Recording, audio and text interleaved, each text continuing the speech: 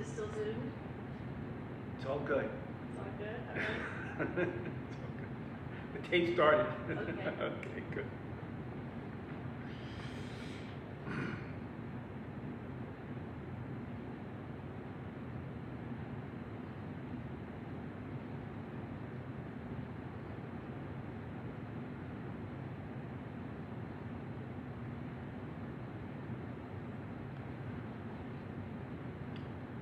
The name of the talk this morning is Power.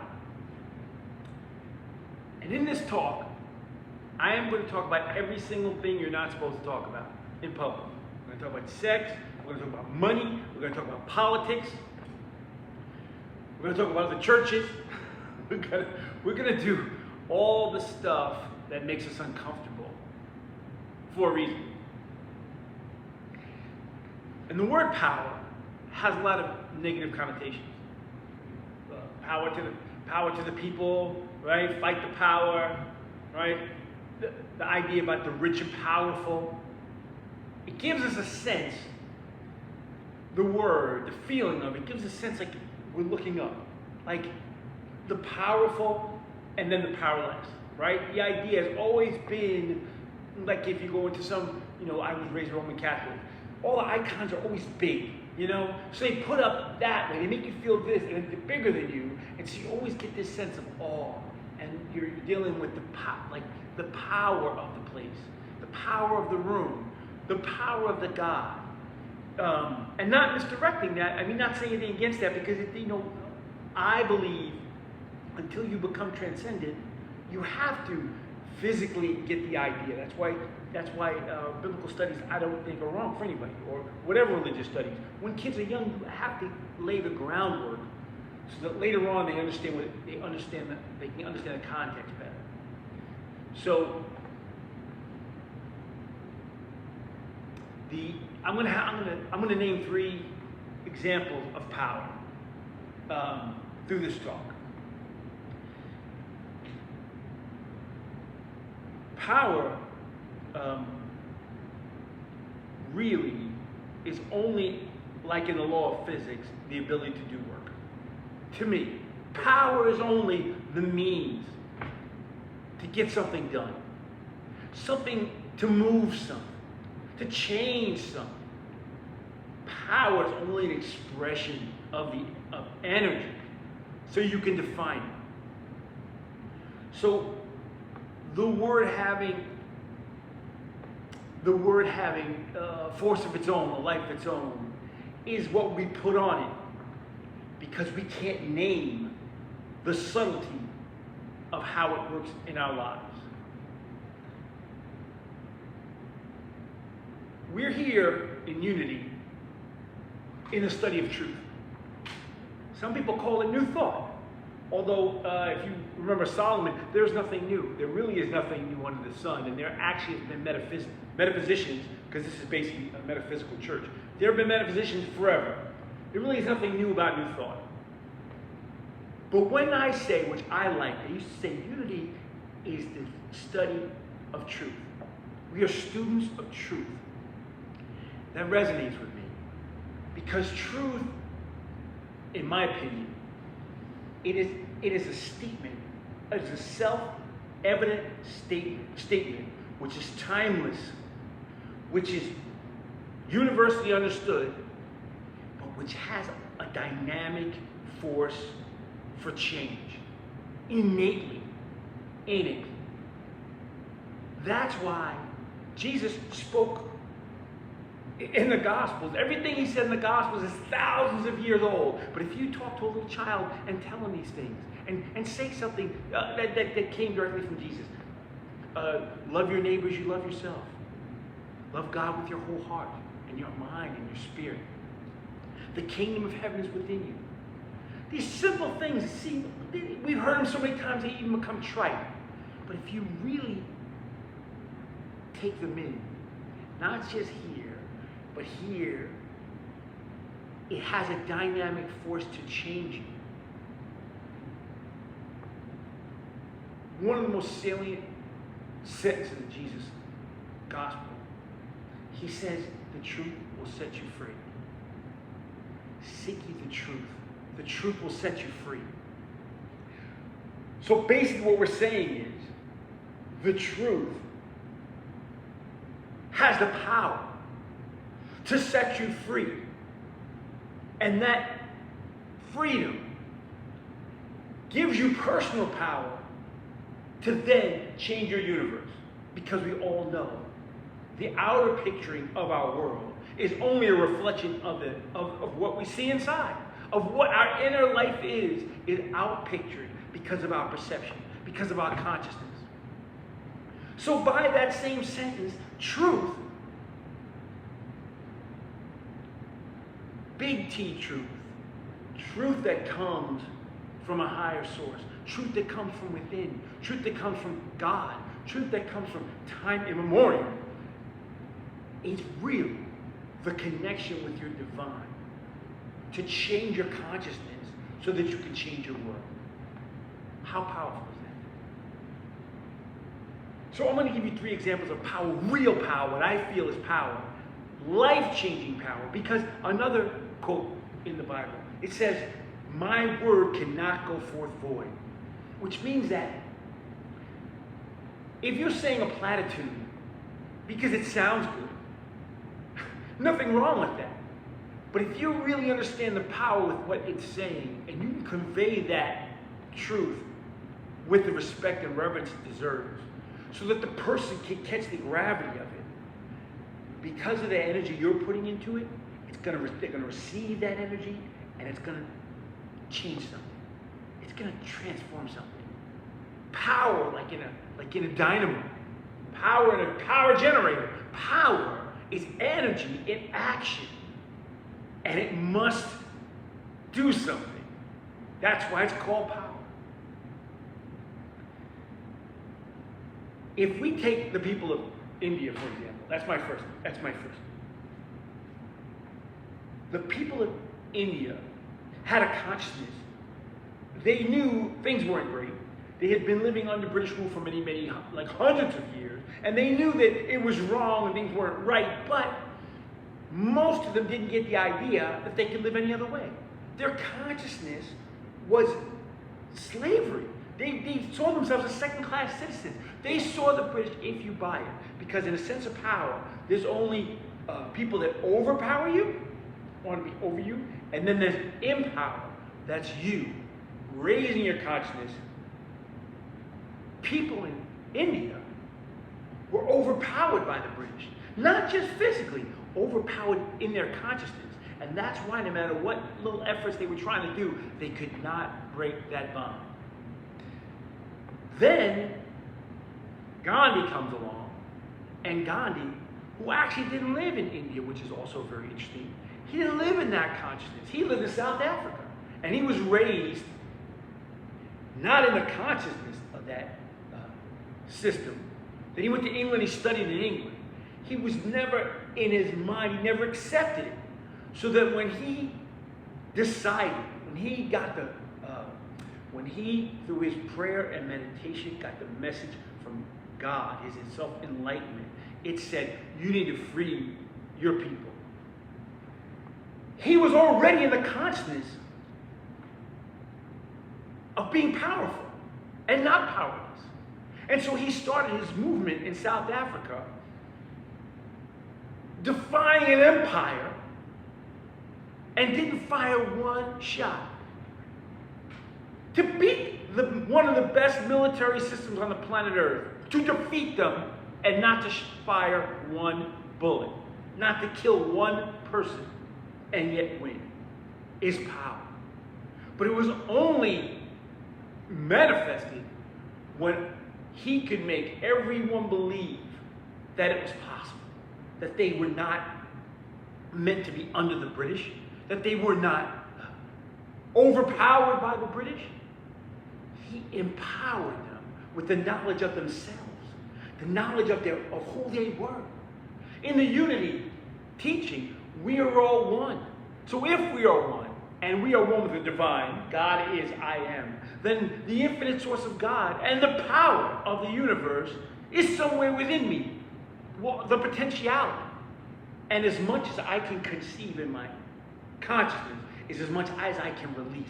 But in the minimum, at the barest level, if I could just see that I am not below any person, if you could just get that in your consciousness, you are not below or under any person or system. And the only way to change this whole system politically and what have you is if we can all believe that we are made for better things. That we are, as a race, we are made for finer things. We are made for love and equality. We are made for universal consciousness. We're all made to share in the one consciousness, and that consciousness should come from a place of love and joy and happiness and prosperity and in health.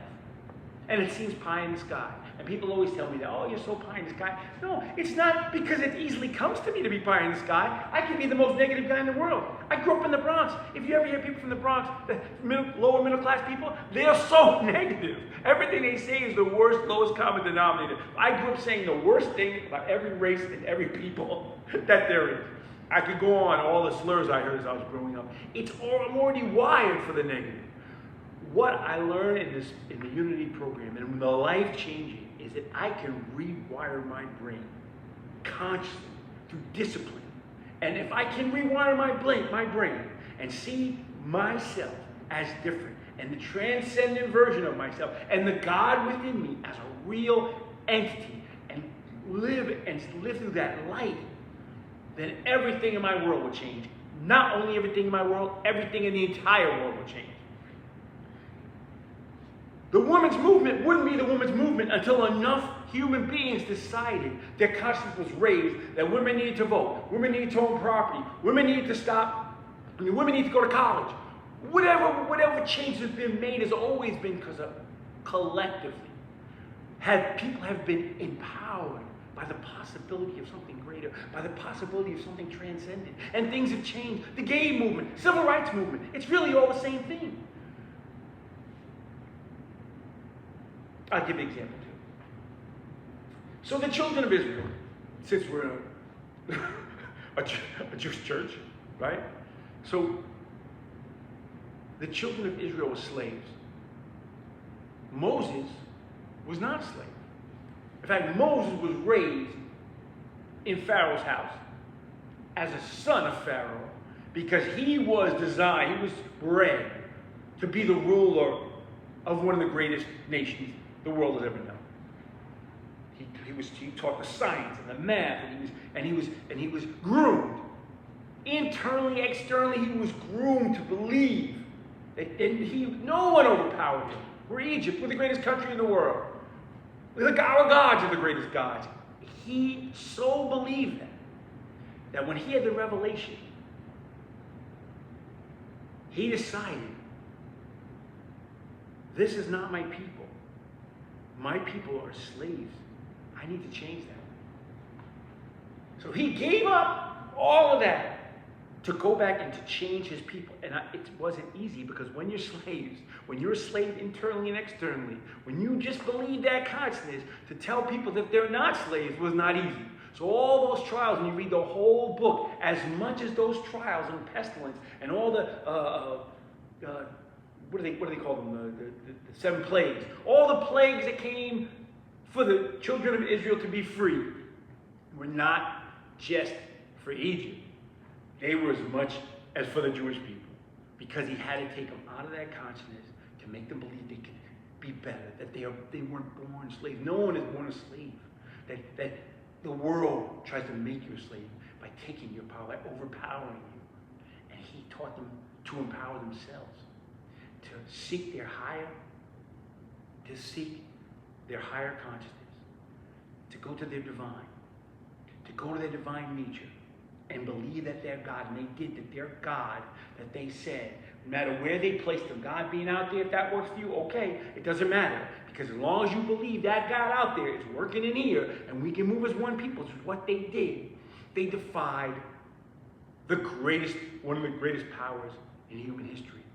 The greatest military power with more chariots and arrows and horses, and they beat them, again, with not firing one arrow, or personally killing one Egyptian, although Moses did kill that one guy in the past. But that's not how they got out. They got out because as a people, their collective consciousness was empowered. They stopped looking up at the Egyptians and they started looking them right in the eye. Because when you're in power, you are one. The political climate we're in is because somewhere the people that own and have a lot of stuff want to make all the rest of us feel, whatever they are, red or blue, whatever, that you are below them because they have this. So when they tell you things, you should just believe it wholeheartedly. When they tell you facts about the world, you should just accept them. When they tell you things about yourself, you should just accept that. In fact, ironically, something I just heard. Do you know they suspended community college and college programs used to be more free in the 70s, and they stopped because when the political climate changed, they didn't want the people as educated. Isn't that something?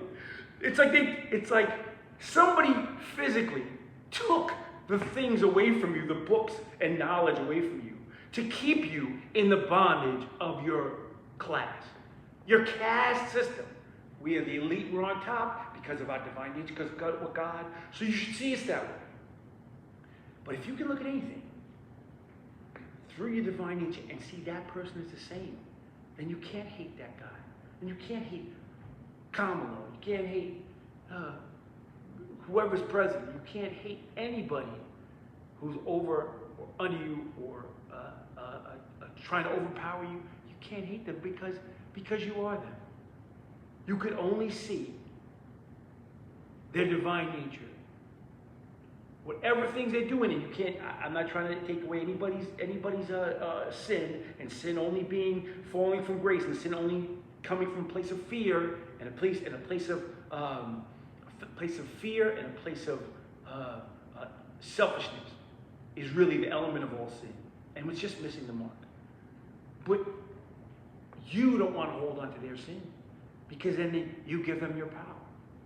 If we keep our power, if we empower ourselves through knowing that the God that flows through us, that the God of Israel, the God of Jacob, the God of Isaac, the God of the Buddha, whatever group consciousness we believe, that the name you put on the universe, greater is he that is in me than is in the world. What else do you need to say? Greater is he that is in me than is in the world, which means everything is on the same level as you and is changeable, and nothing is above it. My third example, and I'm wrapping up here. My third example is my personal experience. So when I was a child, I was molested for years, but not consistently, not continually, but just over a period of time by the same person over years. When you're molested by someone, whether you're assaulted or molested or something, the person who is the perpetrator takes away the power of the victim. And so it's hard with kids because kids can't get that. Kids are just understanding the world. So if you're still understanding the world, you really buy that. Because your parents are over you, and your teachers are over you, and police are over you, and the older siblings are over you. So to take that on, that this perpetrator, that something was wrong, you're accepting that, and so you're placing yourself lower so that their intention can overpower you. And that becomes how you look at the world. And for many years, I was under that mentality of being a powerless victim. But that was my button. Now I had a button. Every time the world wasn't going right for me, I could push that button. I could push that victim button. Which also relieved me of the responsibility. I could, well, and I'm black. Oh, I got another button. I can release myself of all of the responsibility. I was born middle class. I wasn't born rich. There's another button. I can release myself. A button that relieves me of all the responsibility for my consciousness and changing my world. The first thing I had to do is forgive that person. And that was hard to do a long time. In fact, for the first time, for many years, I was going to kill that person. And then the idea, think about what my world would have been if I would have done that. If I would have did that act of revenge myself and not forgiven that person. Imagine what my life would be, my wife, my children, this profession that I vow to. Where would I have been? But God allowed me, and this is something that that Reverend Taylor spoke about today. In that pain, if you can live through that pain, accept that pain, and understand where it's coming from, and understand who it's coming from, and forgive that person to release it. And this is something people don't say, because to me this is the most important part. The truth transformed me for the forgiveness, and the forgiveness freed me. But unless I use that pain to speak to others, to help them transcend their pain, to help them become empowered, to me, the equation is not finished. And that's why this is my call. Because I believe all the things I've been up to this point, all the situations I've been through, and most of them I put myself through, all the mistakes I've made, all the terrible things, good and bad, and large and small, all those things I did to make me the man I am today. The man I am, the young man who has energy and a voice to carry a message. Reason that's possible, and I went through that, is so I could be finely tuned to tap my power and to teach others to tap their power. And as a collective, we can raise the consciousness of our congregation, of our state, of our country, of our planet, because there's no other way to do it. We don't like the outpicturing of all these situations we're in. That's okay. Forgive each person involved. Forgive yourself. And tap into the source. To tap into the source and the power, which is love. Because only in that way will you change what's here. To discipline your mind for the positive, because there really is no way. That to me is why I'm here. And that, for that reason, I was sent and I was born. And it is the truth. And the truth will make you free. Thank you.